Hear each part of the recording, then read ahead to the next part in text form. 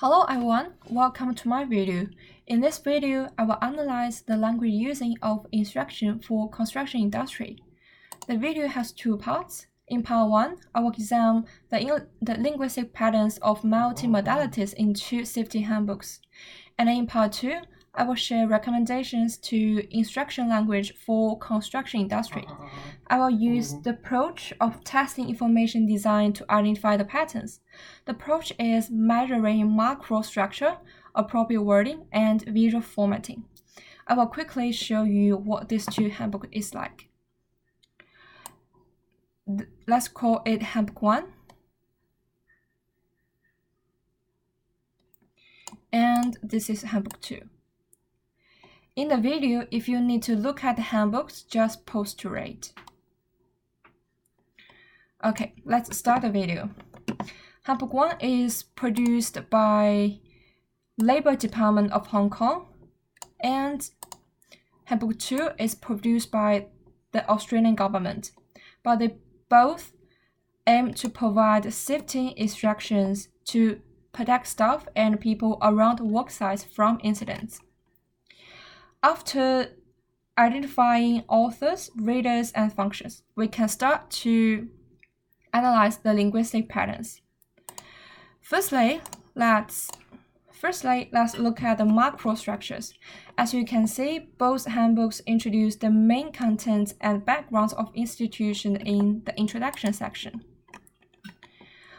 However, Handbook 2 also informs the risks of working in construction industry by examples of injury or death on work sites. It can make workers to be serious about the following content. Handbook 2 also provides a table of contents, which helps workers to locate the relevant information effectively. In body paragraphs, both handbooks list the safety guides for building procedures. Now let's look at the proper wording in handbooks. For example, in Handbook 1, the operating procedures are designed with bullet points and start with verbs. As we know, a sentence starting with a verb is called imperative sentence. Imperative sentence convey a high level of command that is to make people do something. On the contrary, all the procedures in Handbook 2 are designed into checklists with questions. Questions instruct workers to think about if they have done the job correctly. Furthermore, jargon is used in both handbooks. For example, forced work and scaffold. Burden-Musen states that it is useful for professionals to use jargon in interpersonal communication. The jargon fits the function of the handbooks.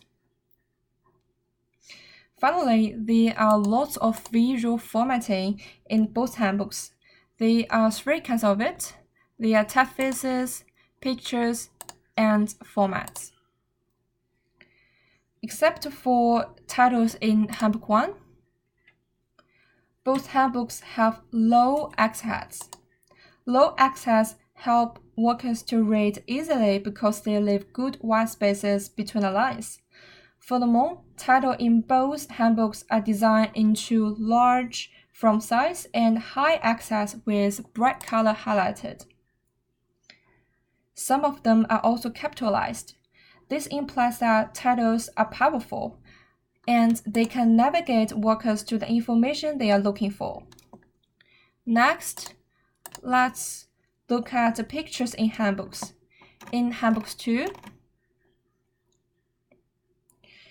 the relevant pictures are about real person experiences. However, in Handbook 1, they are in styles of cartoons. The pictures of real person experiences are good for workers to find equipment or other stuff that matches with. But cartoon pictures might be easier for workers with different cultural backgrounds to understand. Cartoons can help to solve misunderstanding issues in cross-cultural communications. For example, there might be migrants working in construction industry. It is also interesting to look at some QR codes in Handbook 2. The QR codes refer to further information about instructions. It saves workers time to read the information they need. To sum up, the instruction for workers should be concise and effective. A safe guide should inform both correct ways to operate and its significance. Most importantly, clear titles are important in constructions, as well as the cartoon images that relevant to the content. This will decrease misunderstandings and conflicts brought by different cultural backgrounds, especially in Australia, a multicultural country. This is all about the video today. Thanks for watching.